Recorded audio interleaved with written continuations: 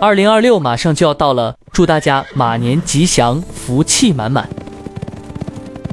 首先在图片 4.5 中输入这么一段提示词，先来生成简笔画，然后再选中一张自己满意的高清保存到相册。好，接着再把之前保存的手帧图片添加到图片 4.5 中，再把前面的伪真提示词复制粘贴进来。这一段是完成之后的一个精美的效果。最后呢，我们利用视频 3.5 Pro 的手伪真功能，完成一个前后变化的过程。注意看了，一定要选择视频 3.5 Pro， 它自带音效啊，因为我这个文案里面已经配上了音效、水滴声以及鱼在水里游的声音。如果你自己没有那么多积分，然后呢又可以自己配音的话呢，也可以选择 3.0 的手伪真。OK， 我们来看一下视频 3.5 的手伪真啊，可以达到一个音画同步的效果，非常精美啊。